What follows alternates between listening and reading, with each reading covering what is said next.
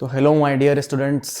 उम्मीद करता हूँ आप जहाँ भी होंगे स्वस्थ होंगे और काफ़ी हैप्पी होंगे, एंजॉय कर रहे होंगे अपनी लाइफ को।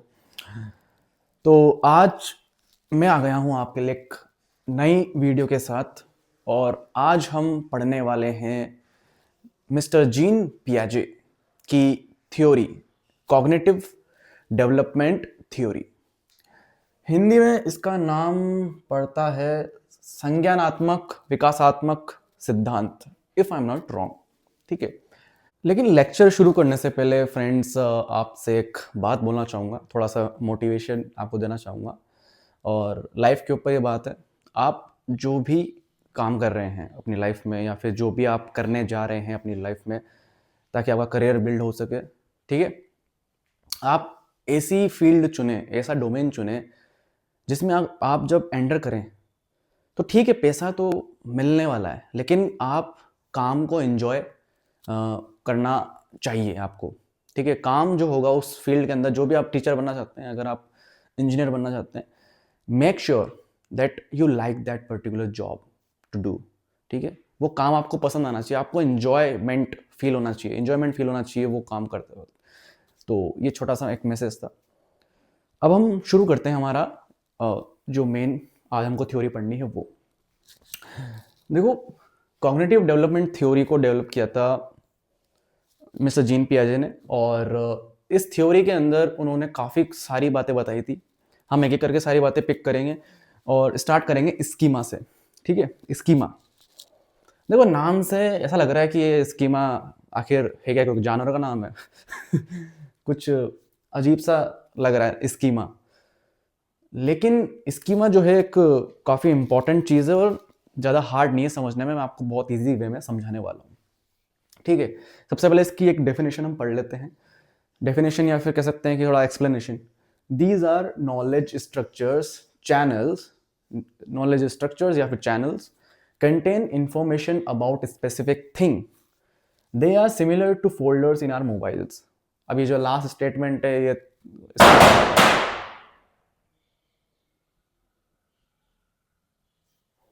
तो पहले इसका एक बार एक्सप्लेनेशन जो मैंने यहाँ लिखा है वो पढ़ लेते हैं, उसके बाद में मैं आपको अच्छी तरह समझाऊंगा स्कीमा, व्हाट इज स्कीमा। यहाँ लिखा है दीज आर नॉलेज स्ट्रक्चर्स और channels contain information about specific thing. They are similar to folders in our mobiles. Last की जो एक लाइन थी ये मैंने लिखी है, आपको समझ में नहीं आ रहा होगा, अभी बिल्कुल भी नहीं आएगा, लेकिन just wait for 2 minutes, I will explain everything. देखो, स्कीमा क्या होती है? Schema are knowledge structures. ठीक है, ये नॉलेज स्ट्रक्चर्स या फिर चैनल्स होते हैं। ठीक है, और इन चैनल्स के अंदर इंफॉर्मेशन स्टोर होती है एक पर्टिकुलर स्पेसिफिक थिंग के बारे में। इसको समझने के लिए एक बहुत अच्छा एग्जांपल है हमारे मोबाइल फोन्स का। हमारे मोबाइल फोन्स के अंदर काफ़ी सारे फोल्डर्स होते हैं या फिर कंप्यूटर के अंदर फोल्डर्स होते हैं।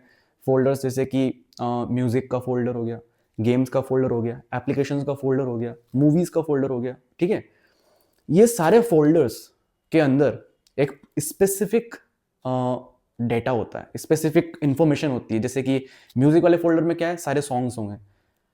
वीडियोज़ वाले फोल्डर में सारी वीडियोज़ होंगी। ठीक है, एप्लीकेशंस वाले फोल्डर में एप्लीकेशंस होंगी। यानी कि हर एक फोल्डर जो है उसके अंदर एक स्पेसिफिक चीज़ है, एक इंफॉर्मेशन है, डेटा है। उसी प्रकार से हमारा जो ब्रेन है, ये सपोज करो ये हमारा ब्रेन जो है ये जस्ट लाइक मोबाइल की तरह है। और इस मोबाइल के अंदर फोल्डर्स हैं इस मोबाइल के अंदर, और उन फोल्डर्स के अंदर डिफरेंट डिफरेंट जो ऑब्जेक्ट्स है हमारे घर में, बाहर, या फिर हम जो भी देखते हैं उनके बारे में इंफॉर्मेशन स्टोर है। फॉर एग्जाम्पल आपके दिमाग में डॉग, कुत्ता जो है उसके बारे में एक इंफॉर्मेशन दिमाग में है एज अ फोल्डर। एक फोल्डर बना हुआ है, उसके अंदर डॉग नाम का फोल्डर बना हुआ है और उसमें डॉग की सारी इंफॉर्मेशन है कि डॉग दिखता कैसा है, उसके सारे कैरेक्टरिस्टिक्स कैसे होते हैं। ठीक है, उसके सारे ट्रेड्स कैसे होते हैं, उसके सारे गुण, वो दिखने में कैसा होता है, उसकी सारी बातें आपके दिमाग में स्टोर है डॉग के नाम से ऐसा अज्यूम कर लेते हैं। ठीक है, ऐसा एक फोल्डर है। इसी प्रकार से डिफरेंट डिफरेंट फोल्डर्स है हर एक चीज़ के लिए। तो जैसे डॉग हो गया, कैट का फोल्डर हो गया, कैट का एक एग्जाम्पल हो गया, कैट का एक स्कीमा हमारे माइंड में होगा, ठीक है। ये जो फोल्डर्स होते हैं इन्हीं को हम स्कीमा बोलते हैं, स्कीमा, ठीक है। तो डॉग का स्कीमा जब होगा तो डॉग का स्कीमा होगा, उसके अंदर क्या होगा, डॉग के बारे में सारी इंफॉर्मेशन होगी कि डॉग जो होते हैं वो उनके 4 लेग्स होते हैं, ठीक है। और उनके जो जो बॉडी होती है वो काफ़ी ज़्यादा हेयरी होती है, फरी होती है, ठीक है। और वो भौंकते हैं, उनका स्ट्रक्चर कैसा होता है, उनके कान कैसे होते हैं, उनकी पूरी बॉडी के बारे में एक इन्फॉर्मेशन आपके दिमाग में है कि डॉग कैसा दिखाई देता है। और इसी फोल्डर को हम बोलते हैं स्कीमा। तो दोस्तों, हमने बात कर ली थी स्कीमा की। अब जो नया टर्म हमारे सामने आता है वो है एडेप्टेशन। ओके, एडेप्टेशन क्या होता है? अभी जैसा कि मैंने आपको समझाया कि कोई भी नई ऑब्जेक्ट या कोई भी नई चीज़ जब हमारे सामने आती है, ठीक है, तो हमारा जो माइंड है वो क्या करता है, वो एक फोल्डर बनाता है, ठीक है। वो एक फोल्डर बनाता है और उस पर्टिकुलर ऑब्जेक्ट के appearance, structure, shape, size, everything जो भी आपको दिख रहा है वो सारी इंफॉर्मेशन कहाँ डाल देता है, उस फोल्डर में डाल देता है जो उस ऑब्जेक्ट के नाम पे बनाई गई है। और इस प्रकार से हमारा जो माइंड है वो इस नेचर के साथ, इस एनवायरनमेंट के साथ अडेप्टेशन कर लेता है, अनुकूलन की प्रक्रिया कर लेता है। यानी कि हम इस एनवायरनमेंट को जो हमारे आसपास है और इसमें जो भी चीज़ें हैं उसको समझ सकें, इसलिए हमारा माइंड जो है ये स्कीमास क्रिएट करता है ताकि हम खुद को इस नेचर के साथ, इस एनवायरनमेंट के साथ ढाल सकें, अनुकूलन की प्रक्रिया कर सकें, अनुकूल हो सकें। और यही है हमारा अडेप्टेशन। अडेप्टेशन का मतलब होता है अनुकूलन। तो दोस्तों, यहां पर यही लिखा हुआ है कि किस प्रकार से जो अडेप्टेशन है वो एक ऐसी प्रोसेस है जिससे न्यू इंफॉर्मेशन, न्यू एक्सपीरियंसेस को जो है हमारा ब्रेन जो है वो एडजस्ट करता है, ठीक है, with the help of 2 processes called assimilation and accommodation. अब ये असिमिलेशन एंड अकोमोडेशन क्या होता है मैंने आपको नहीं बताया, ठीक है। क्यों नहीं बताया, उसका रीजन ये है ताकि मैं आपको कंफ्यूज ना करूं, ठीक है। मैं आपको कंफ्यूज नहीं करना चाहता था, लेकिन मैं आपको समझाऊंगा कि असिमिलेशन एंड अकोमोडेशन क्या होता है। असिमिलेशन एंड अकोमोडेशन जो है ये 2 ऐसी प्रोसेसेस है जिनकी मदद से हमारा दिमाग जो है वो स्कीमास क्रिएट करता है और उनको मॉडिफाई करता है, और जो नॉलेज है, जो इंफॉर्मेशन है किसी पर्टिकुलर ऑब्जेक्ट के बारे में, वो हमारे दिमाग में स्टोर कर देता है।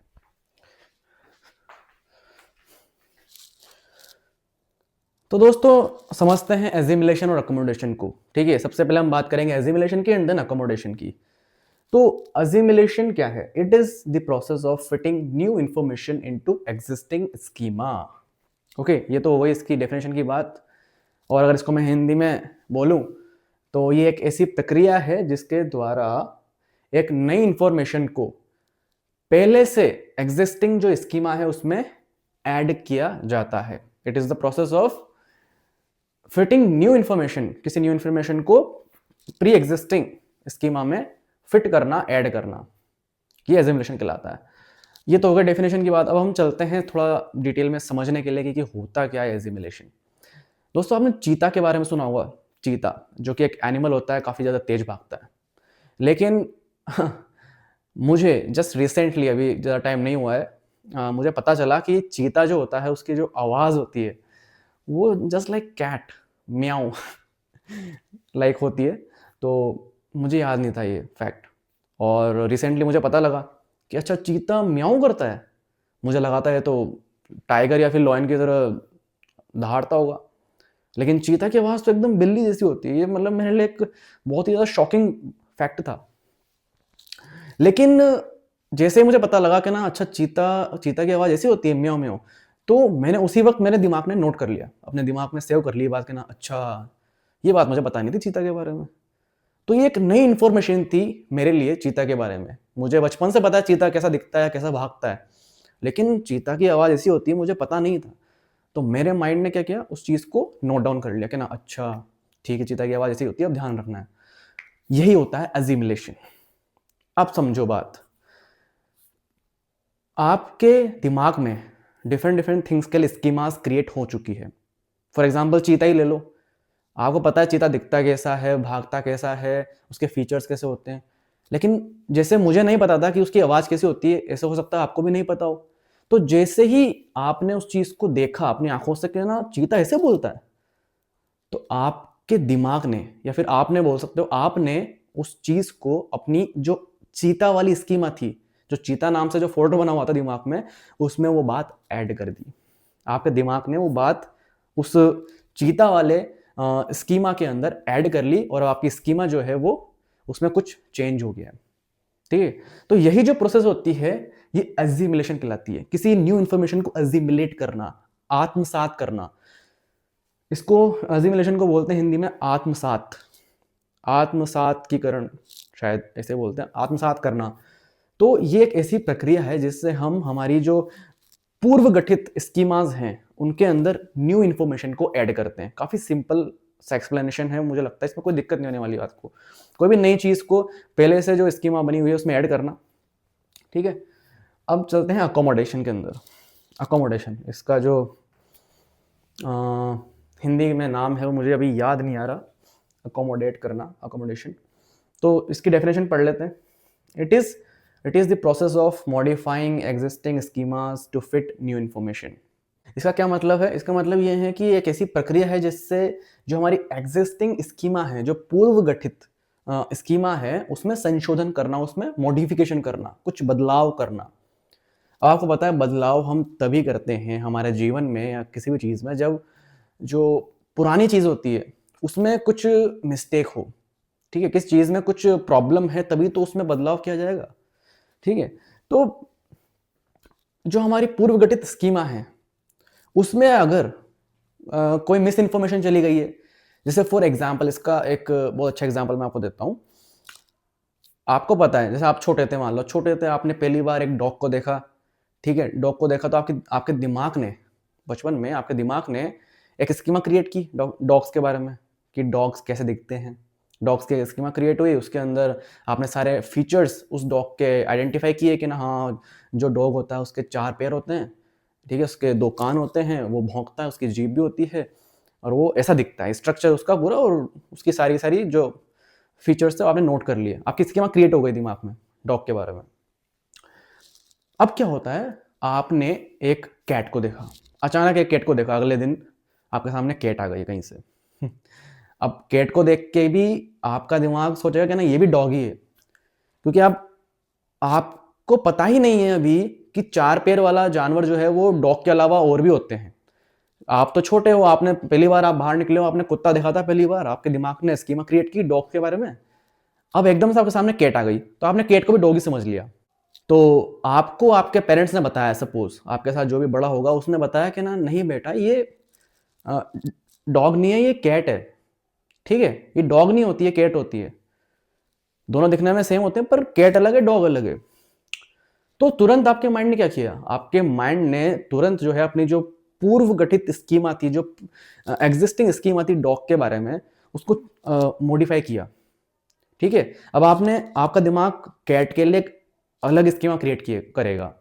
ठीक है, कैट के लिए अलग से स्कीमा क्रिएट की जाएगी आपके दिमाग में, और आपकी जो डॉग वाली स्कीमा थी उसमें भी कुछ इंफॉर्मेशन ऐड की जाएगी कि भाई डॉग्स में जो स्पेशल क्वालिटीज होती हैं, जो बाकी कैट्स से अलग होती है या फिर अलग 4 पैर वाले जानवरों से अलग होती है, वो क्या क्या होती है। तो ये जो प्रोसेस होती है हमारी एग्जिस्टिंग स्कीमा को संशोधित करने की, उसको मॉडिफाई करने की, उसी को बोलते हैं अकोमोडेशन। ठीक है, तो मेरे प्यारे दोस्तों, आपको असिमिलेशन और अकोमोडेशन समझ में आ गया होगा। उसके बाद में एक टर्म और है, इक्विलिब्रेशन। फटाफट इस इक्विलिब्रेशन टर्म को समझते हैं और आगे बढ़ते हैं इस थ्योरी में। काफ़ी इंपॉर्टेंट फेज आने वाला है इस थ्योरी का। इक्विलिब्रेशन क्या होता है, इसका हिंदी में शायद इसको स्थायीकरण बोलते हैं। इसकी डेफिनेशन पढ़ लेते हैं। It is the process of maintaining equilibrium between new information and existing knowledge structures, यानी कि स्कीमास। यानी कि एक ऐसी प्रोसेस है ये जिससे आप इक्विलिब्रियम स्टेब्लिश करते हैं, एक इक्विलिब्रियम मेंटेन करते हैं बिटवीन न्यू इन्फॉर्मेशन, किसी नई इंफॉर्मेशन, और एग्जिस्टिंग नॉलेज स्ट्रक्चर यानी कि स्कीमास। एक सिंपल वे में आपको अगर समझाना चाहूँ मैं, तो फॉर एग्जाम्पल, अभी आप सब लोग जो हैं, आप सब लोगों के पास में जो भी इन्वायरमेंट है, ठीक है, आपके आसपास की जितनी भी चीज़ें हैं आप उन सबको जानते हो, पहचानते हो। ठीक है, आपके ब्रेन में एक इक्विलिब्रियम सेट है नॉलेज का कि आपका एनवायरनमेंट जो है आप उसको समझते हो। ठीक है, एक इक्विलिब्रियम बना हुआ है नॉलेज में कि हाँ, आप आपके आसपास जो भी चीजें हैं या आपको जो भी चीजें आज तक एक्सपीरियंस की है आपने, आप उनको किसी ना किसी तरीके से समझते हो स्कीमास के थ्रू। ठीक है, आपका ब्रेन जो है वो हर चीज को समझता है। अब एकदम से अगर आपके सामने कोई नई चीज लेके आ जाए, ठीक है, एकदम से कोई नई चीज सामने आ गई जो आपने पहले कभी नहीं देखी थी, तो आपका जो नॉलेज बेस है इस ब्रेन के अंदर, वहां पर डिसइक्विलिब्रियम आ जाएगा। डिसइक्विलिब्रियम आ जाएगा क्यों? क्योंकि आपने कुछ ऐसा देख लिया जो आपने पहले कभी नहीं देखा था और आप उसको समझते भी नहीं हो, आपको समझ में नहीं आ रहा कि वो चीज क्या है। तो एक डिसइक्विलिब्रियम क्रिएट होगा दिमाग में, आपके नॉलेज बेस में। अब आपका ब्रेन जो है with the help of the processes of assimilation and accommodation उस चीज को समझेगा by creating schemas and changing schemas, modifying schemas, और अगेन एक इक्विलिब्रियम जो है वो रीच हो जाएगा। फिर से आपका जो ब्रेन है उसमें एक इक्विलिब्रियम की स्टेट आ जाएगी और इसी को बोलते हैं इक्विलिब्रेशन। अब इस थ्योरी में हम आगे बढ़ रहे हैं और काफ़ी ज़्यादा इंपॉर्टेंट पार्ट आ चुका है। ठीक है, स्टेजेस ऑफ कॉग्निटिव डेवलपमेंट, यानी कि संज्ञानात्मक विकास की अवस्थाएं। दोस्तों ये जो पार्ट है इस थ्योरी का, this is the most important part. ठीक है, तो अपना कंसंट्रेशन फोकस स्क्रीन पे बनाए रखना और इस जो ये स्टेजेस हैं, ये पूरी 4 स्टेजेस हैं। इसमें हम बचपन से लेकर के जब बच्चा पैदा होता है और वहाँ से लेकर के आगे चलकर जब वो बड़ा हो जाता है, तो उसका जो संज्ञानात्मक विकास है, कॉग्निटिव डेवलपमेंट है, वो किस तरीके से होता है, वो step by step in stages के थ्रू पढ़ेंगे। कुल मिलाकर के 4 स्टेजेस हैं। पहली स्टेज है हमारी सेंसरी मोटर स्टेज, यानी कि संवेदी गामक अवस्था, ये शायद इसका नाम है, जो 0 से 2 वर्ष तक चलती है।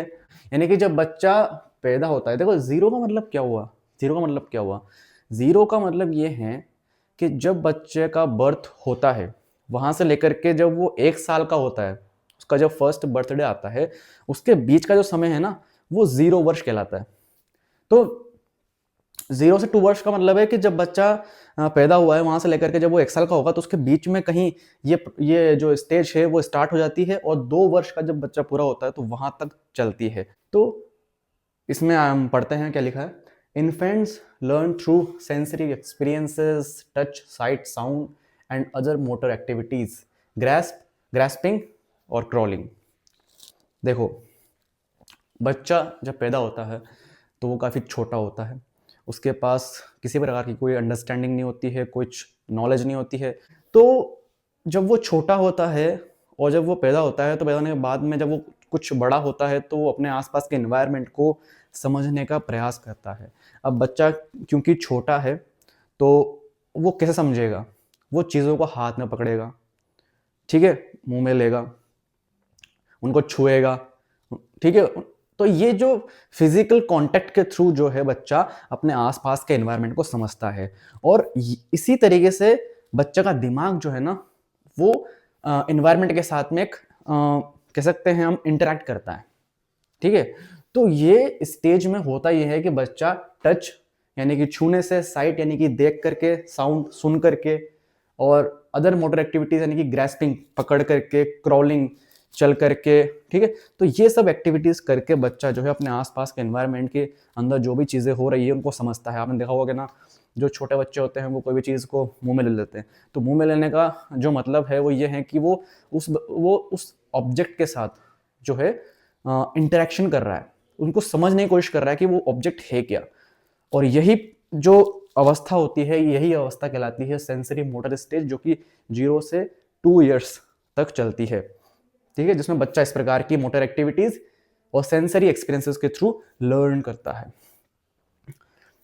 They develop object permanence, understanding that objects still exist even if they are not seen. तो चलिए ऑब्जेक्ट परमानेंस को समझते हैं। ठीक है, ऑब्जेक्ट परमानेंस क्या होता है।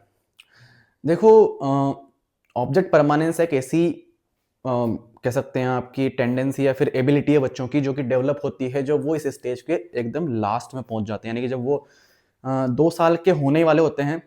ठीक है, आप कह सकते हो कि 1.5 साल के आसपास उनके अंदर ये एबिलिटी आ जाती है, यानी कि शुरुआत में जब वो 1 वर्ष के होते हैं, तो उस टाइम पर पे उनके अंदर ये जो ऑब्जेक्ट परमानेंस की एबिलिटी है ये नहीं होती है।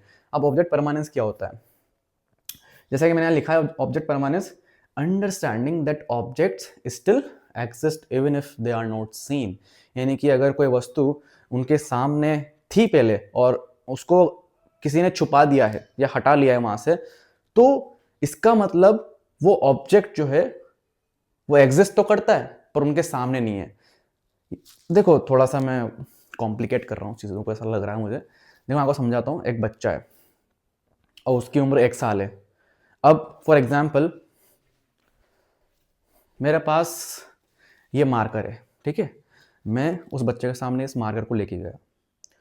जैसे मैंने उसको मार्कर को दिखाया, बच्चा ने इस मार्कर को देख लिया। अब मैंने क्या करा, एकदम से इस मार्कर को छुपा लिया। तो जैसे ही मैंने मार्कर छुपाया, बच्चे को ये लगेगा, जिसकी उम्र 1 साल है, उसको ऐसा लगेगा कि ना ये जो चीज़ है, जो अभी मार्कर था सामने, अब वो एग्जिस्ट ही नहीं करता है, क्योंकि अब उसके आंखों के सामने नहीं है तो वो एग्जिस्ट ही नहीं करता है, एकदम गायब हो चुका है। लेकिन वास्तव में वो है। लेकिन वो ये चीज़ नहीं पता लगा पाते हैं जब वो 1 साल के होते हैं, ठीक है। तो जैसे उनकी उम्र 1.5 साल है, उसके बाद वो जब पहुंचते हैं 2 साल के, जब वो होने वाले होते हैं,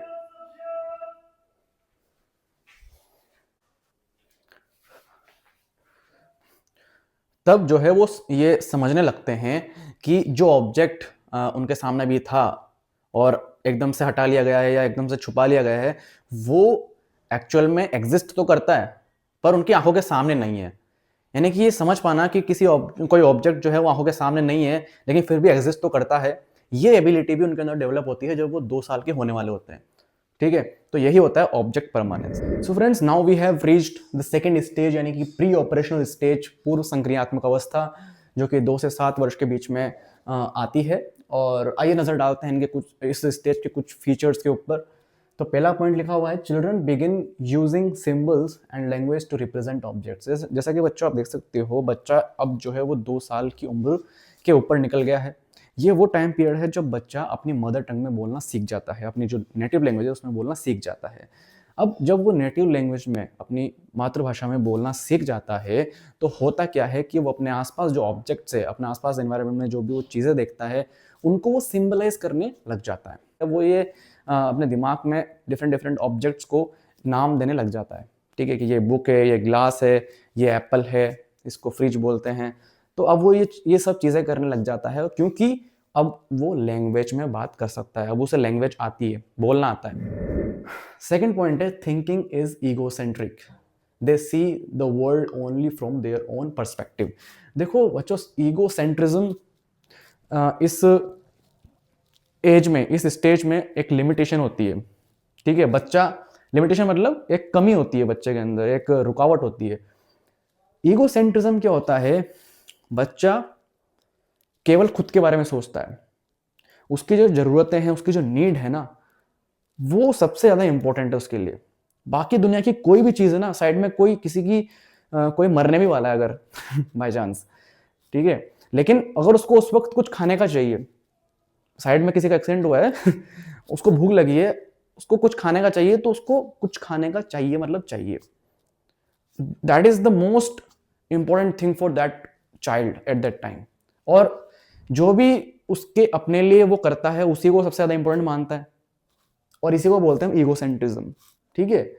कि भाई दुनिया को केवल अपने नजरिए से देखना, जो उसके लिए सही है वो सही है, लोग जो बोल रहे हैं वो गलत ही होगा, इसको बोलते हैं ईगोसेंट्रिज्म।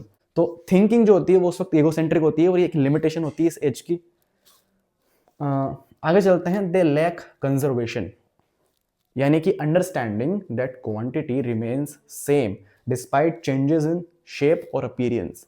देखो फ्रेंड्स, इस चीज को मैं आपको समझाने के लिए थोड़ा सा प्रैक्टिकल वे अपनाना चाहूंगा। देखो यहां पर पे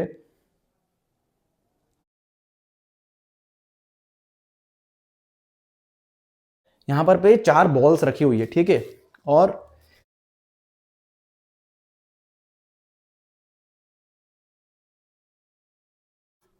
यही 4 बॉल्स वहां रखी हुई है, ठीक है ना।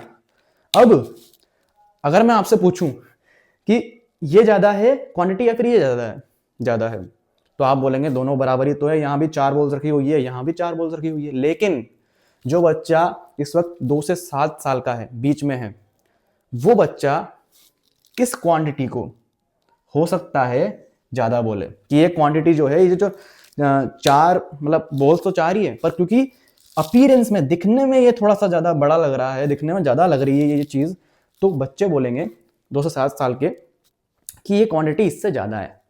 इसी जो एबिलिटी होती है, यही जो टेंडेंसी होती है, उसी को बोलते हैं हम कंजर्वेशन।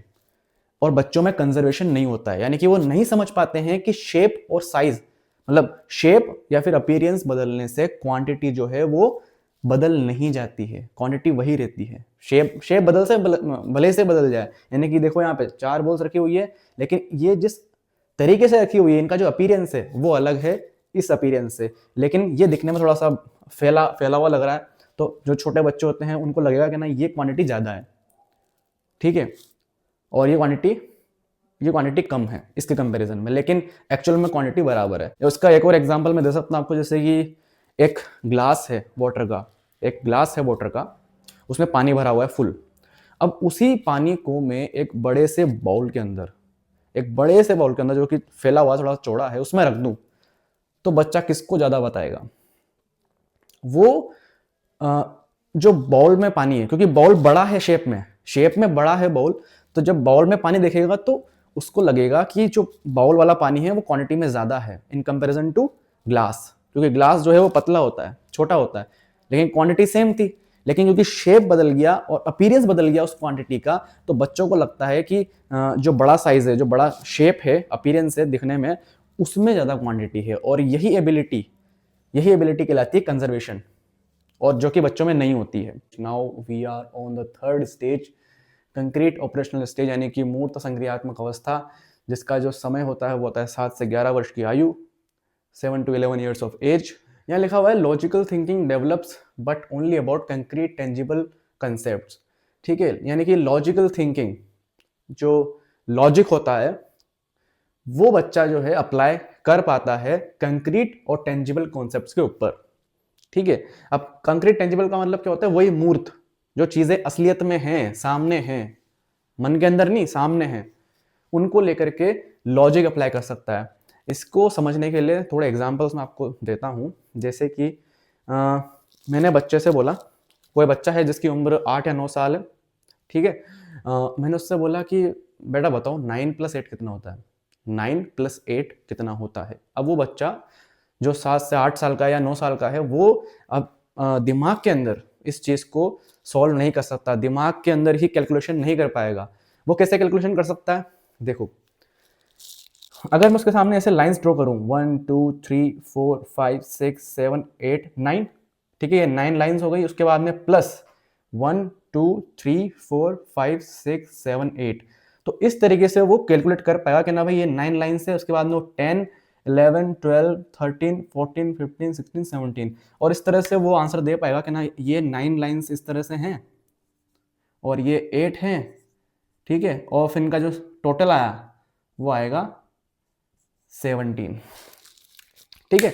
तो इस तरह से हमने बचपन में काफी कैलकुलेशंस की है कि 9 + 8 बताना है तो पहले 9 लाइंस ड्रॉ करो, फिर उसमें 8 लाइंस को ऐड कर दो, फिर टोटल काउंटिंग करो 1 2 3 4 5 6 7 8 9 10। तो ये जो है तरीका, इसको बोलते हैं कंक्रीट ऑपरेशंस, ठीक है। हम सामने देख करके तो बच्चा पता लगा सकता है, सामने देख करके बच्चा पता लगा सकता है कि भाई 9 + 8 कितना होता है, 17 होता है, कि यहाँ 9 चीजें पड़ी है, यहाँ पे 8 चीजें पड़ी है, दोनों को जोड़ेगा, काउंट करेगा और टोटल बता देगा कि कितना आया। इसके और एग्जांपल्स ये हैं, जैसे अब अगर वो बोले कि 9 में से 2 माइनस करना है, तो ये 9 है टोटल, इसमें से ये एक गया, ये दूसरा गया, तो ये जो बचा, ये कितना बचा? 7। तो 9 में से ये 2 चला गया, तो ये जो बच्चा उसको काउंट कर लेगा 1 2 3 4 5 6 7। इस तरह से जो है बच्चा कैलकुलेशंस कर सकता है, सोच सकता है, समझ सकता है, बट अगर मन में जब करने की बात आती है तो वो नहीं कर पाएगा। ये तो हो गया, ये हमारी फर्स्ट जो हमने लाइन लिखी थी उसका क्या मीनिंग था। आगे समझते हैं, they understand conservation, reversibility and classification. काफ़ी इंपॉर्टेंट स्टेटमेंट है, लाइन है। तो क्या होता है conservation, reversibility and classification. Conservation के ऊपर हम बात कर चुके हैं पहले कि कंजर्वेशन क्या होता है, कि शेप और अपीयरेंस बदलने पर भी क्वांटिटी चेंज नहीं होती है, इसको बोलते हैं कंजर्वेशन, जो कि प्री ऑपरेशनल स्टेज के अंदर बच्चा नहीं जानता है कि कंजर्वेशन क्या होता है। लेकिन इस स्टेज में आने के बाद में वो कंजर्वेशन भी जानता है, रिवर्सिबिलिटी भी जानता है और क्लासिफिकेशन भी जानता है। बात करेंगे हम रिवर्सिबिलिटी और क्लासिफिकेशन के ऊपर कि क्या है ये दोनों चीजें। पहली बात करें थे रिवर्सिबिलिटी की। क्या होता है रिवर्सिबिलिटी? देखो, रिवर्सिबिलिटी का मतलब है ये जान पाना, ये समझ पाना कि कोई एक्शन अगर लिया गया है तो उस एक्शन को वापस रिवर्ट किया जा सकता है। फॉर एग्जाम्पल के रूप में आपको समझाता हूं मैंने बोला 4 + 3 = 7। अगर 4 के अंदर जब हम 3 ऐड करते हैं तो हमें क्या मिलता है? 7 मिलता है। 4 में हमने 3 ऐड किया तो रिजल्ट क्या आया? 7। अब रिवर्सिबिलिटी का कॉन्सेप्ट ही कहता है 7 में से अगर मैं अगेन 3 माइनस कर दूं तो मैं कहां पहुंच जाऊंगा? मेरे इनिशियल स्टेज में पहुंच जाऊंगा। ठीक है, मैं मेरे इनिशियल स्टेज में पहुंच जाऊंगा। यही है रिवर्सिबिलिटी। ऐसे हम समझ सकते हैं सब्ट्रैक्शन के अंदर कि अगर फॉर एग्जांपल मैंने 5 में से 3 माइनस किया तो मुझे मिला 2। 5 में से 3 माइनस किया तो 2 मिला। अब 5 में से 3 घटा देने पर पे अगर 2 मिल रहा है तो 2 में 3 जोड़ने पर पे फिर से मुझे 5 मिल सकता है। ये होता है रिवर्सिबिलिटी। अब हम समझेंगे क्लासिफिकेशन। ठीक है, व्हाट इज क्लासिफिकेशन? क्लासिफिकेशन नाम से पता चल रहा है क्लासिफाई करना, कैटेगराइज करना, ग्रुप बनाना on the basis of similarities and dissimilarities. For example जैसे मेरे पास रेड बॉल्स हैं, मैं लिखने की जरूरत नहीं है, कोई बात नहीं। देखो, जैसे कुछ ऑब्जेक्ट्स हैं मेरे पास, वो रेड कलर के हैं और कुछ ऑब्जेक्ट्स हैं मेरे पास वो ब्लू कलर के हैं। तो बच्चा जो है वो इनको सेपरेट कर पाएगा। जो रेड ऑब्जेक्ट्स हैं उनको एक साइड कर सकता है और जो ब्लू ऑब्जेक्ट्स हैं उनको एक साइड कर सकता है। ठीक है, और उनको on the basis of similarities and similar characteristics वो ग्रुप्स बना सकता है, क्लासिफिकेशन कर सकता है। बर्ड्स की कैटेगरी बना सकता है, डॉग्स की कैटेगरी बना सकता है। ठीक है, ऐसे वो कैटेगराइजेशन, क्लासिफिकेशन कर पाएगा on the basis of similarities कि भाई ये ऑब्जेक्ट्स जो है ये पर्टिकुलर कैरेक्टरिस्टिक्स शो करते हैं, इनमें इनका कलर सेम है, इनकी बनावट सेम है, इनका अपीयरेंस सेम है, तो ये एक कैटेगरी में आते हैं, तो उनको ये अलग कर पाएगा। ठीक है, तो यही होता है क्लासिफिकेशन। काफी सिंपल है, कैटेगराइज करना, क्लासिफाई करना। ठीक है, एक और यहाँ पे एक प्रोसेस रहती है जिसको बोलते हैं सीरिएशन। क्या नाम है उसका? सीरिएशन। ये सीरिएशन का मतलब होता है कि एक पर्टिकुलर नंबर ऑफ ऑब्जेक्ट्स को एक सीक्वेंस में, एक ऑर्डर में जमाना, जैसे असेंडिंग ऑर्डर, डिसेंडिंग ऑर्डर, आरोही क्रम, अवरोही क्रम। ठीक है, तो छोटे से बड़े क्रम में, हल्के से भारी क्रम में। ठीक है, तो उनको ऑब्जेक्ट्स को उस क्रम में जमा पाना ये भी बच्चा सीख जाता है जब वो इस स्टेज पे पहुंचता है। फॉर एग्जाम्पल जैसे उसको बोला जाए कि 1 से लेकर के 10 के जो नंबर्स होते हैं उनको असेंडिंग ऑर्डर में जमाओ। ठीक है, तो बच्चा जो है वो इस स्टेज में आकर के ये चीज कर सकता है। इसके पहले नहीं कर पाएगा, इसके पहले वो नहीं समझ सकता कि भाई एक सीक्वेंस क्या चीज होती है, एक ऑर्डर क्या होता है। इसके पहले वाली स्टेज में हमने बात करी थी कि बच्चा ईगो सेंट्रिक होता है, यानी कि स्व केंद्रण की अवस्था में होता है। उसके लिए दुनिया गई तेल लेने, मुझे जो चाहिए या मुझे जो अच्छा लगता है या जो मुझे सही लगता है वही सही है, वही राइट है, वही यू कैन से एथिकल है, वही सही है। लेकिन जब वो इस अवस्था में आता है तब वो थोड़ा सा लेस इगोसेंट्रिक हो जाता है। तो यहाँ पर आकर के वो ऐसा नहीं है कि भाई उसको अगर वो मान लो जैसे मैंने एग्जाम्पल दिया था कि साइड में किसी का एक्सीडेंट हुआ है, बहुत क्रिटिकल सिचुएशन में कोई बंदा है साइड में, और अगर उसको भूख लग रही है उस वक्त, तो वो बस उसको तो भूख लग रही है, उसको तो खाने का चाहिए, उसको समोसा ला के दो उस वक्त, मतलब दो। सिचुएशन थोड़ी खराब है लेकिन उसको बस अपना काम निकालना है।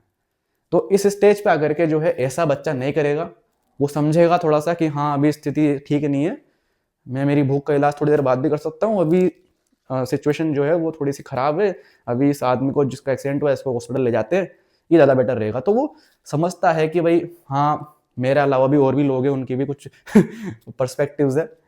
तो यहाँ बच्चा जो है लेस ईगोसेंट्रिक यानी कि थोड़ा सा कम स्वकेंद्रण की, या फिर कह सकते हो कि ईगोसेंट्रिज्म कम हो जाता है। धीरे धीरे ईगोसेंट्रिज्म कम होता जाएगा और आगे चल करके बिल्कुल जैसे जब वो 15 साल का, 13 साल का, 14 साल का होगा तो ईगोसेंट्रिज्म धीरे धीरे घट करके बिल्कुल घट जाएगा। So friends, now we are on the very last stage of the 4 stages of Jean Piaget's cognitive development theory, which is formal operational stage. इसका जो टाइम पीरियड है वो है 12 प्लस ईयर्स, यानी कि ये अवस्था, ये स्टेज स्टार्ट होती है 12 ईयर्स की एज में और एडल्टहुड तक कंप्लीट होती है। यानी कि एडल्टहुड तक जो है किसी भी ह्यूमन बीइंग का जो कॉग्निटिव डेवलपमेंट है वो पूरा हो जाता है। ओके, चलिए शुरू करते हैं इस स्टेज को फटाफट से।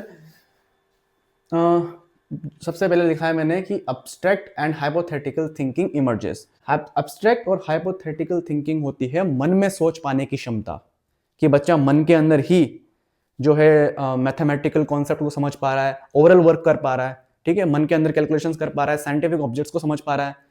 डीप अंडरस्टैंडिंग जो होती है वही होती है अब्स्ट्रैक्ट, अमूर्त, और हाइपोथेटिकल थिंकिंग। अब्स्ट्रैक्ट का मतलब होता है अमूर्त और हाइपोथेटिकल का मतलब होता है परिकल्पित, ठीक है, परिकल्पना कर पाना। तो हायर ऑर्डर थिंकिंग जो है बच्चे के अंदर डेवलप हो जाती है। अब आगे चलते हैं। They can reason about moral, philosophical and scientific concepts. देखो बच्चों, 12 वर्ष की उम्र के बाद में बच्चा जो है वो एडोलसेंस की स्टेज पे भी पहुंच जाता है। जो उसकी जो ग्रोथ पीरियड होता है वो सब, ये जो पीरियड होता है 12 से 18 ईयर्स का, ये किसी भी इंसान के लिए सबसे ज़्यादा डेवलपमेंट का पीरियड होता है। इसी वक्त जो है सभी जो विकासात्मक कार्य हैं, चाहे वो फिजिकल हो या मेंटल हो, इंटरनल हो या एक्सटर्नल हो, वो सब हो जाते हैं। तो बच्चे की जो मॉरलिटिक थिंकिंग है, मॉरलिटी को समझना, ठीक है, फिलोसॉफिकल और साइंटिफिक कॉन्सेप्ट्स को समझना, वो भी इसी स्टेज में होता है। अब मोरल आप जानते हो, मोरल एथिक्स, क्या सही है क्या गलत है, ठीक है, उनके बारे में विचार कर पाना, क्यों, क्या, कैसे, इन जैसे प्रश्नों पर जो है बच्चा काफी गहराई से सोचता है कि यार ये चीज है तो आखिर ये ऐसा क्यों है, इसको क्या होना चाहिए, ये कैसे हो रहा है। तो इस तरह के क्वेश्चंस जो दिमाग में आते हैं और बच्चा साइंटिफिकली सोचना शुरू कर देता है। और फिलोसॉफिकल क्या होता है? फिलोसॉफिकल कॉन्सेप्ट्स यानी कि दर्शन से संबंधित। बच्चा जो है किसी भी चीज के बारे में गहराई से सोचना शुरू कर देता है और अपने नए आइडियाज को भी इवॉल्व करना शुरू कर देता है, ठीक है, और वो उसका दिमाग जो है काफी ज्यादा साइंटिफिक नेचर का होने लग जाता है। इस उम्र में वो रीजनिंग करने लग जाता है, ठीक है। तो ये इस स्टेज में काफी ज्यादा इंपॉर्टेंट बात है। थर्ड जो मैंने लिखा है यहाँ पर problem solving and deductive reasoning improve, ठीक है। अब प्रॉब्लम सॉल्विंग आप जानते हो, समस्याओं का हल निकाल पाना। अब वो चाहे मैथमेटिकल हो या फिर डेली लाइफ रिलेटेड प्रॉब्लम्स हो, बच्चा इस काबिल बन जाता है कि वो अपने दिमाग के थ्रू चीज़ों को सही कर सके, उनका सॉल्यूशन फाइंड कर सके। और जो डिडक्टिव रीजनिंग होती है, डिडक्टिव रीजनिंग का मतलब होता है कि किसी जनरल कॉन्सेप्ट को स्पेसिफिक ऑब्जेक्ट्स पे या स्पेसिफिक थिंग पे अप्लाई कर पाना। जैसे देखो, डिडक्टिव रीजनिंग जो है इतना ज़्यादा हार्ड नहीं है समझने का, मैं आपको समझाता हूँ। डिडक्टिव रीजनिंग का एक एग्जांपल हम ये ले सकते हैं। जैसे अगर मैं आपसे बोलूँ कि ऑल ह्यूमन बींग्स यानी कि सभी इंसान जो है वो ऑक्सीजन लेते हैं और कार्बन डाइऑक्साइड रिलीज करते हैं। This is a general rule which applies to all human beings. अब जो बच्चा, उसकी उम्र 12 प्लस है, उसमें डिडक्टिव रीजनिंग है, तो अगर उसको ये पता है कि all human beings are dependent on oxygen, all human beings जो है वो ऑक्सीजन पे डिपेंड करते हैं, तो उसका कोई फ्रेंड है, मेरा फ्रेंड भी तो ह्यूमन बीइंग है, तो इसका मतलब वो भी ऑक्सीजन पे डिपेंड है। यानी कि कहने का मतलब ये है कि कोई सामान्य एक जनरल रूल है जो सभी पे अप्लाई होता है, तो फिर वो एक पर्टिकुलर स्पेसिफिक केस पे भी अप्लाई होगा। ये समझ पाना जो है डिडक्टिव रीजनिंग कहलाता है। इसमें इतना ज़्यादा घुसने की जरूरत नहीं है, जो मेन चीज़ है वो ये है कि इस स्टेज के अंदर बच्चे का जो दिमाग होता है वो उस पोजीशन पे, उस स्टेज पे पहुंच जाता है कि अब बच्चा जो है सभी प्रकार की चीज़ें समझने लग जाता है, शुरू कर देता है वो समझना। और एडल्टहुड तक तो जो है वो अपनी सबसे highest peak of cognitive development में पहुंच जाता है। So now friends, we are at the verge of ending this theory. Just ये 2 टॉपिक्स बचे हैं, इनको कवर करते हैं और फिनिश करते हैं इस थ्योरी को। ये जो 2 टॉपिक्स मैंने लिखे हैं, पर्सनल फेबल और imaginary audience, they are parts of formal operational stage. ठीक है, तो उसी स्टेज का पार्ट है फॉर्मल ऑपरेशनल स्टेज का, 12 साल के बाद की जो अवस्था होती है। इन 2 टॉपिक्स के अंदर मैंने कुछ लिखा नहीं, क्योंकि काफ़ी छोटे टॉपिक्स हैं, आपको मैं बोल के ही समझा दूंगा, आप समझ जाओगे। पर्सनल फेबल क्या होता है? पर्सनल फेबल एक ऐसी अवस्था है, एक ऐसी थिंकिंग एबिलिटी है जो डेवलप होती है फॉर्मल ऑपरेशन स्टेज में। इस अवस्था के अंदर बच्चों को ये लगता है कि उनकी ज़िंदगी में जो भी चीज़ें, जो भी घटनाएं घट रही है, वो बाकी लोगों की लाइफ से काफ़ी यूनिक हैं और वो उन्हीं की लाइफ में हो रहा है और वो किसी की लाइफ में आज तक नहीं हुआ है, ऐसा बच्चों को लगता है। हमें ऐसा लगता है कि जो भी चीज़ें हमारी लाइफ में हो रही हैं फिलहाल, वो किसी के साथ नहीं हो सकती है और नहीं हुई होगी। हमें हमारी लाइफ काफ़ी यूनिक लगती है बाकियों की लाइफ से, और यही है पर्सनल फेबल।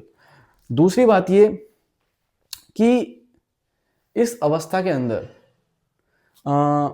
हमें ऐसा लगता है कि अगर हम कुछ रिस्क लेंगे ना, तो उसमें हम सक्सेसफुल रहेंगे, या फिर हम कुछ भी ऐसा काम कर रहे हैं जो हमारी लाइफ को थ्रेटन कर सकता है, तो हम उसे करने के लिए झिझकते नहीं है। हमें ऐसा लगता है कि हमें कुछ नहीं होगा। फॉर एग्जाम्पल, एक बच्चा है, अगर उसकी उम्र 15-16 साल है, तो वो अगर ड्राइविंग कर रहा है बाइक पे या कार पे, तो वो हो सकता है रेकलेसली ड्राइव करे, एकदम बिना चिंता के एकदम फुल स्पीड में भगाएगा।